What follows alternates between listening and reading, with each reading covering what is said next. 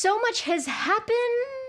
So much has happened since we last saw one another. Since the last time I posted a video in January, Pablo left for a family boys trip to Ecuador, leaving me all alone to read and write as much as I wanted for 10 days. Then I got my wisdom teeth taken out and stayed in bed for a full week, reading. I did not have the mental capacity to write one word. I didn't even remember coming home after the procedure, and I wish we had more footage of how loopy I was on the day. We do have this video I took of myself.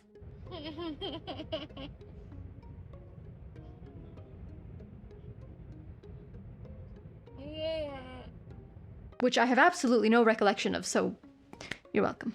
Then, before I knew it, a month had passed, and our 2-year anniversary here on YouTube came and went, and I couldn't seem to find the time or energy to film a new video. I had so many plans. I had half of my January wrap-up video written, a list of smutty titles to discuss for Valentine's Day. I had a plan to start making YouTube shorts. Let me know if that's something you'd be interested in seeing. And now, here we are. All the dates have passed, and I've missed the window of opportunity for relevance. But we do not give up. I will not beat myself up for taking time off to heal and rest. That just means we're back, well rested and ready for more. So let's roll that intro.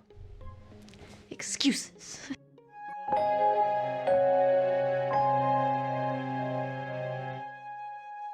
Hello everyone and welcome back to the Neverland Book Club. We basically have 2 months of books to cover, but before we begin, I'd like to make one quick announcement. Also, we're not doing all 2 months in this video.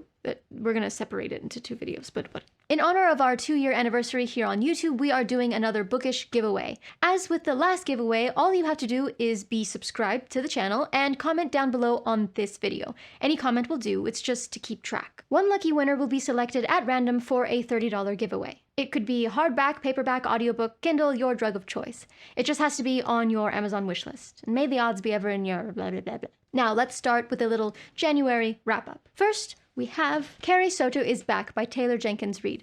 I knew I wanted to start off the year reading this book because of the guaranteed minimum of 4 stars. This was not Evelyn Hugo caliber. I'd say it was pretty on par with Malibu Rising, but I enjoyed it nonetheless. Reid's ability to send me into the void of a mind palace and teleport my consciousness into another dimension of fiction is unmatched among most authors. I'll talk a little bit more about her when we get to the February reads in the next video. But overall, Carrie Soto is another installment of Reid's world where fictional celebrities feel very real, and you can't help but remember seeing their names or their faces on TV at some point. This book follows tennis star Carrie Soto through the 90s as she trains to return to the scene of women's tennis after dominating the court in her younger years. The story has excellent character development. It explores inner and outer conflict with our main character as well as supporting characters. The stakes are at a realistic level of height considering the story, and the ending is exactly what the story needed. It is not fan service. This was a solid way to start out the reading year, and I do not regret my choice. 4 stars. It was pretty good. This is a very precarious lamp table. Next, we have Babel by R.F. Kuang. This was another guaranteed minimum 4-star read, and everyone was talking about it towards the end of last year. I loved this book so much. The story, the dark academia, the plot, the characters, it all stood out as something that will stick with me for a long, long time, and I even highlighted it in my little Excel spreadsheet as one of my top 10 for this year already. But then, as I got towards the end, I started to get just a little bit disappointed. Now, I already know from reading the Poppy War trilogy that R.F. Kuang does not hold her readers' hands. She does not give you what you want. She gives you the story, for better or worse. However, I did not feel like the ending of this particular story benefited the reader or the characters, and for that, I disliked the ending. But that did not take away the fact that this is an excellently executed book that takes into account the social and political views of minorities in academia during the 1800s. It looks at multiple sides of the spectrum of experience, not only for different cultures, but different genders. The magic system is light enough to follow without getting in the way of the story itself, and it focuses on the importance of language and the betrayal of translation when attempting to preserve meaning across the borders of one's understanding based on the language you may speak. This book is an unquestioning 5-star read, and I recommend it to everyone watching. Just don't expect a happy ending. Not when Kuang is writing it. And apparently she wrote this in a year. That's impressive in and of itself. The footnotes were also a wonderful change of pace when reading fiction. It felt educational without feeling educational, you know? You know. Like textbook, but the most interesting textbook. Next, The Family Remains and Then She Was Gone by Lisa Jewell. Those are two separate books, not one long title. I read these two books by Jewel in January, and I can't remember what either of them were about. I just remember I liked Then She Was Gone more than The Family Remains. I read them one after the other just because that was how my Libby account worked out. And I remember they both were fun mysteries that held my attention for the duration of reading them, and then just poof, right out of my head. I've now read 3 titles by Jewel, and this happens every time. I like them as I'm reading, but the story itself doesn't really stick for me, so 2.5 stars for both. Family Remains was trying too hard to have too many mysteries going on at the same time, and none of them were fleshed out enough for a full story. And Then She Was Gone was simply filled with shock and predictable twists that lead to a somewhat taboo ending that leaves you feeling icky. They're fun. They're like playing Sudoku on easy mode. It's engaging, but you know you're not gonna get stuck, and you know what it will look like in the end, and you don't need to take notes. Does that make sense to anyone but myself? Next, we have The Club by Ellery Lloyd. This was another book that had a similar feel to the Jewel books, except it wasn't as fun while reading. The overall message was too surface level and obvious with shallow execution, and the characters had no room to grow. Stuff started happening at an exclusive celebrity, members-only club that has locations around the world. The characters and their inner conflicts seem one-dimensional. The plot is non-existent, and the writing is just okay. 2 stars. I'd say don't bother with this one. You're better off with a Jewel. Haha. Or better yet, an Alice Feeney. I think that's what they're trying to do, and Alice Feeney just does it better.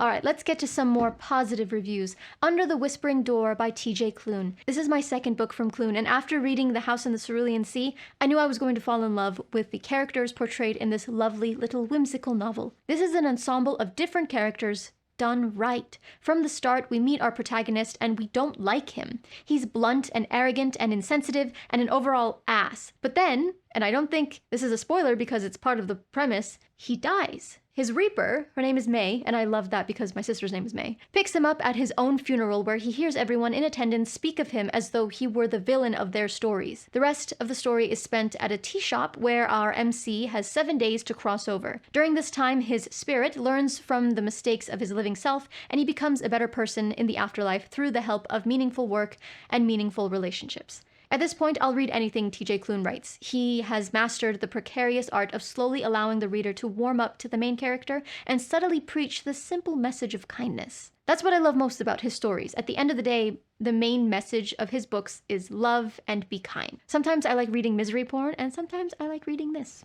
4 stars. It was so cute. It was so sweet. Okay, next we have a super quick and easy to read nonfiction book I read in one sitting, Astrophysics for People in a Hurry by Neil deGrasse Tyson. If you don't know who this man is, you're lying. He's today's version of Mr. Rogers, but with a PhD in astrophysics. You know, modern. His way of explaining such a dense and complex concept in a short amount of time made me feel both so smart and so simple at the same time. I understood everything said in this book, truly. But did I understand? Maybe someday. This book was a fun and refreshing break from the constant flow of fiction I prefer to ingest, and it took no more than an afternoon to read. You'll come out on the other side with a better understanding of the universe around you, and I think that's something we all could use. So, yeah, I recommend. 3 stars. Yeah, that's funny. What? I have no idea who Mr. Rogers is. What?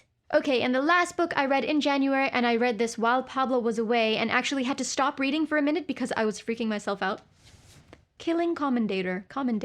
I have trouble saying that word. By Haruki Murakami. We haven't read a Murakami book here on the channel in quite a few months. After dropping Pablo off at LAX that night, I was craving a sense of home, a sense of companionship, and so I picked up this rather long-ish book-ish and started reading.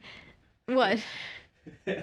I was longing for home, so I picked up a book written by a man in a different language, literally on the other side of the planet. Well, he has that cozy feeling. It feels like you're home, even though sometimes his concepts are like really out there. Then the story started to get a little creepy. Like all Murakami books I've read so far, we have a main male character that somehow misplaces one or many women throughout the course of the book. Here, the first woman misplaced is his wife. Well, she's not exactly misplaced. She just decides to divorce him, so he loses her all the same. The main character is a portrait painter and reaches out to a friend when he finds himself homeless after leaving his wife of 7 to 6 years. Why did I say it that way? At her request, she asked him, she's like, can you leave? I don't want you anymore. This friend happens to be the son of a famous Japanese painter and invites our main character to occupy his father's vacant home up on a mountain since his father is in hospice. He takes him up on the offer and starts living alone in this old home. He then befriends the neighbors, weird things start happening, he finds curious things in the attic, including an unreleased painting by the old man himself, and then one night, at around 2 a.m., a loud silence wakes him up. The insects stop chirping. The wind stops howling, the leaves stop falling. All he hears is a faint bell ringing in the distance. This is where I started to get freaked out because I read all of this and then I went to sleep alone in my house. And at exactly 2 a.m., we had a 4-point-something earthquake, and despite growing up in Los Angeles and being very familiar with the way earthquakes feel, they are one of my biggest fears. I stopped reading for a while, like a day, and then I picked it up again because I had to know what happened. What was that bell? Where was it coming from? Who was ringing it? And why? I had questions, and they were all answered. Kind of. If you enjoy Murakami and want something similar to 1Q84 in length and, well, not in length, because 1Q84 was like 300 pages more than this, but like it was, I don't know. And entering parallel dimensions, this book is for you. 4 stars. Just don't freak yourself out like I did. Everything's fine. The bell, it's creepy, but it's like, oh, okay. Oh, okay. It gets creepy, and then it pulls it back, but it was good. All right, that wraps up my January wrap-up. I am aware that February comes after January and that it has now passed. I know. And I have another group of books to talk to you about, but I don't want to take up too much of your time today, so that will have to be for a separate video. Be sure to subscribe if you're not, and click that bell to be notified, haha, the bell, when that video goes live. Also, I plan on doing shorts. I have ideas. I want to do it. I believe if you click that bell, you'll also be notified of the shorts as well, so please do. It really helps. Because these videos are like pants.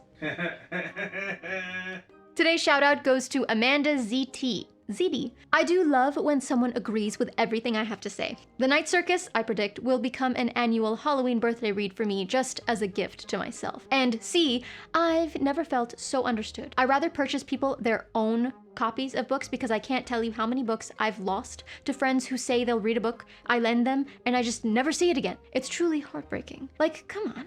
That is basic book etiquette. Hecate, for example, I've lent her a number of books in the past, and if she likes them after reading the beginning, she returns them to me and purchases them for herself. That is proper etiquette. All right, I'm off to go film the video I just mentioned. No, really, we're about to do that right now. Stay lost. Keep reading. Oh, goodbye.